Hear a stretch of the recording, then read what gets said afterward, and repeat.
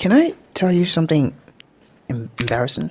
Like, and I just wanted to like remain between the two of us. You understand? Just try as much as possible to not tell anyone about this. But 4 weeks ago, that's like a couple of weeks ago, I spent 4 hours on a landing page. I basically spent 4 hours designing a landing page. 4 hours. That's like a full work shift. That's like 9 to 5. The point is, it was long, minus the break I took. But the thing is, while I was making it, I was in my domain expansion. I was in my flow state. Oh my god, bro. See what I was cooking? I'm talking like picking fonts like I'm scoring a goal. Talking moving elements 2 pixels to the left for no reason. Talking adding blur effects in the background. You know, making the background look, insane. It felt good. It felt intentional. In my head, this was about to be a moment of any human achievement. This was about to be some insane achievement. I genuinely thought that I was one export button away from being hired by Apple. So I finished. I looked at it and I felt so proud. I've never felt that proud of myself in a while. It's like when you're talking to like your son and he does something amazing and you're proud of him and you just keep looking at him and you're like, what a son. I was looking at the design, I was like, I did this. And after that, I went to sleep like a baby, so happy. I woke up the next morning, made my coffee, opened my laptop, opened Figma, opened the file, and the file attacked me personally. The file looked like ass. Bro, tell me why it looked like the school Wi-Fi login page. Everything I thought was clean, cluttered. Everything I thought was minimal. It was just empty and sad. The blur effect, bro. It looked like my laptop was buffering. It literally looked like it was lagging, bro. So I just sat there, staring in silence and despair and confusion. Like, where did I go wrong? It was looking good the night before, but this... Wait, hold on. Maybe somebody tampered with it. But if you've ever really touched a creative skill for longer than a week, you know exactly what I'm talking about. That moment where you look at your own work and your brain goes, Sir, what is this? that feeling, that is what this entire video is all about. Now, most people will stop here and say, the internet lied to beginners. And look, it's true. It's true. It's nothing but the truth. But the thing is, I've talked about this a lot in my videos. But you know what? Today, I'm gonna go deeper. Like deeper. In between the crooks and the cranes. The cranes and the crimes. Yeah, because it's not just that people lie. It's that the internet is structured in a way to hide the ugly face from you. Like, think about it. Just think about it for a moment. When you follow a designer on Instagram, a video editor on YouTube, or an artist on Twitter, when are you really finding them? The truth is, you're finding them after years of practice, after hundreds of bad projects, after the embarrassing phase is gone. Your terrible 2019 work, deleted, gone, archived. Nobody is pinning their first Canva attempt to their profile. Nobody is keeping the YouTube video that got 4 views and 1 dislike. And that 1 dislike could be from their second account. Our algorithm pushes what performs. And what performs is usually beautiful, fine, beautiful. It's like you opened YouTube and the entire video is highlight reel. And they're showing you chapter 47 when you're just in chapter 1. And nobody told you there were 46 chapters of suffering before this. Scientists actually have a name for this. Do you want to know? It's called survivorship bias. During World War II,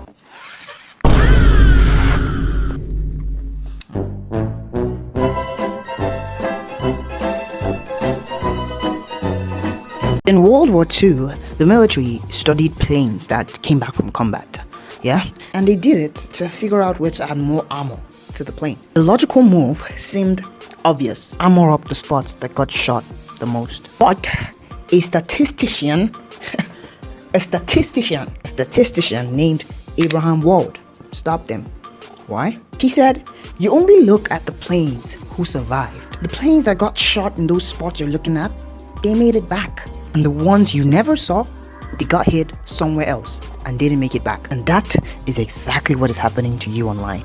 You cutie ass. You're only seeing the creators who survived, polished ones, the ones whose terrible phase already passed. You never see the plane that just didn't make it, the ones who quit in month 2 because they thought your work was just bad. And that comparison is not fair to you. But let's talk for a moment. Let's talk about what actually matters. Let's talk about why this video was made. You know, we've been beating around the bush. Let's get into business. If you still look at your own work and feel like it's bad, it's because of something called the taste gap.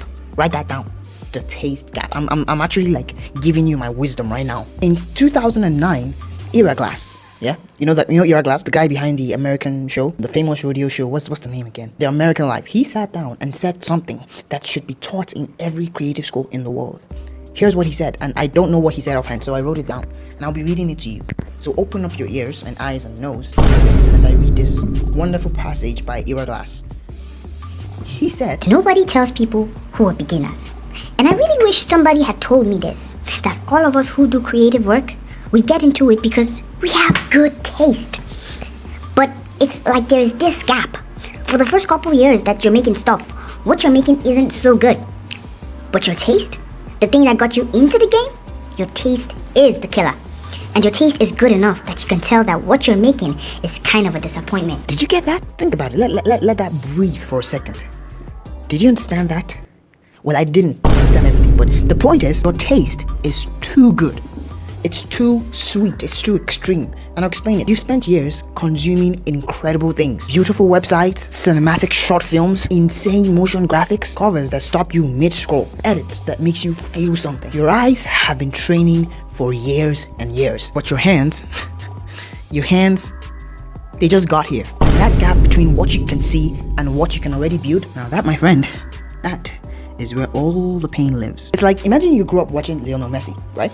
I didn't use Cristiano Ronaldo because I love Lionel Messi better. And if you love Cristiano Ronaldo better, I don't really care. You can bounce. Like, Lionel Messi is the GOAT. But back to what we were saying. If you've seen the way that man plays, every dribble, every touch, every impossible goals, that guy moves like a frisbee. If you admire the way he plays, you would know that is elite football. So you that admires Lionel Messi, on your first day of training, you decide to kick a ball and for some reason the ball decided to go the opposite direction. Does it mean you're not a footballer?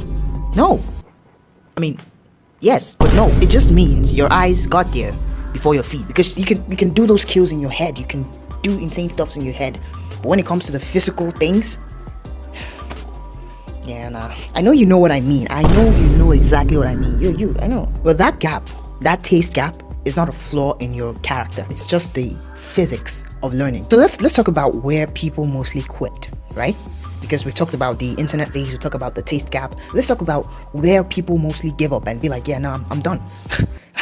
I'm done. I've tried my best. I can't keep doing this. And they quit not because they're not talented, not because they do not care, but because they mistake the taste gap for a verdict. They think, I worked so hard and it still looks bad, so I must not have it. Maybe it's just genetic. Maybe creativity is genetic. Maybe some people are just born with it. Maybe some people are just gifted with creativity. Well, I would be the first individual in history to completely destroy that thought, because neuroscience actually backs Era Glass up here. Your brain aesthetic judgment, your ability to recognize quality, it develops through passive consumption. Every video you've watched, every design you've admired, every song you've ever felt, but your execution ability, your hands, your craft, your technical skill, that develops through active repetition, being constant. And those two things, they don't develop at the same speed. Recognition is fast, but execution is slow. So of course, there is a gap. Your brain has been watching the movies for years. Your hands, they just started reading the script. Think about literally any anime you've ever watched. Every protagonist starts out getting absolutely cooked. Naruto couldn't clone himself properly for like 3 episodes. Deku broke every bone in his body just to punch one man. Gon had potentials but couldn't control his nen for entire arcs. But nobody looked at Naruto episode 1 and said, he's not just built for this. You know why? Because we understand training arcs. We respect the journey. We know that eventually, in the long run, the gap closes. But somehow, when it's our own turn. Oh, we forgot we were in episode 1. Oh, we're just starting. Oh my god, I'm bad. Bro, you just started!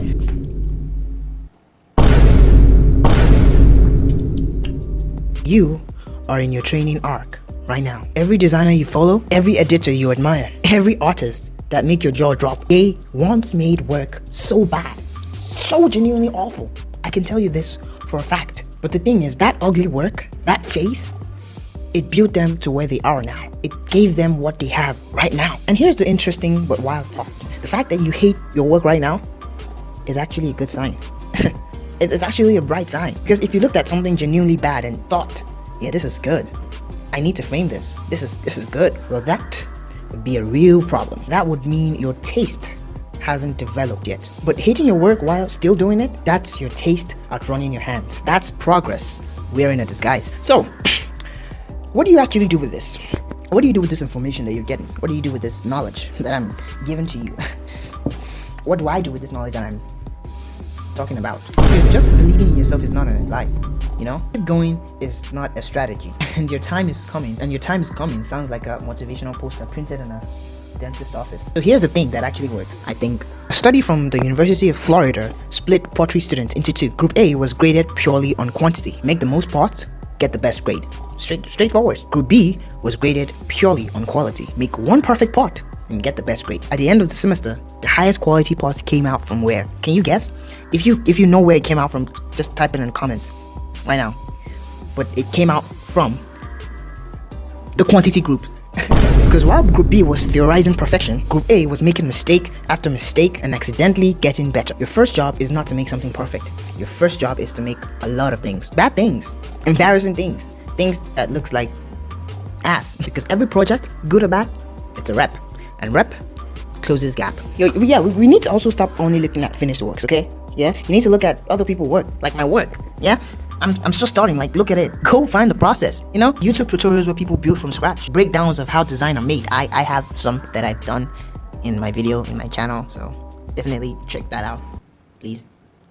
Sir, ma, uncles, aunties, kids, you. Because when you only see the result, your brain just think they just did it. But when you see the process, you realize how many ugly stages before the beautiful stages. This is not motivation. I mean, part of it is, but it's data. It's actual fact. Like, it's factual. So what we can do, and when I say we, I mean you and I, because we're both in the same boat. We're still trying to grow. But here's what we can do, yeah? We can screenshot our work every month. Keep a folder. Don't delete anything. Because I feel like growth is invisible in day to day, yeah? You can't feel yourself getting better. But I know that when you look at something you've made months ago, years ago, it makes you cringe. You know why? Because that cringe is an evidence. It's an evidence to show the gap between what you were before and what you are now. That is our progress. So here's the full picture. You don't suck permanently, okay? We just suck for now, okay? You're not behind. You're not untalented. You just have really great taste with hands that are just still catching up. The internet hid the ugly face from you, so you thought everyone else skipped it. Well, nobody skipped it. Not your favorite designer, not your favorite YouTuber, not your favorite editor, not your favorite artist. They just did it long enough that the algorithm stopped showing you the bad parts. We are in the part of the story that nobody posts about. The awkward middle, the training arc, the part where it's hard and slow and nothing looks right. This is exactly where skill is built. Not in the highlight reel, not in the finished portfolio. Right here, right here, right here, where we are. You and I, we are right here in the ugly phase. So stop trying to make a masterpiece and start trying to make more things. Because I believe that one day, you and I are going to open a file and we're gonna look at it and we will not be cringed. Instead, we are genuinely going to be really happy and proud of our progress. That day is coming, I'm sure of it. We are not just in the episode yet. So now I need you to be honest with me in the comments, yeah? What is the worst thing you've ever made? Especially if you're like into designs. What are the worst designs you've ever made that you genuinely thought at that time it was the best thing, but now it's not the best thing? Well, I'll start. 4 hours, a government website, and I went to sleep proud.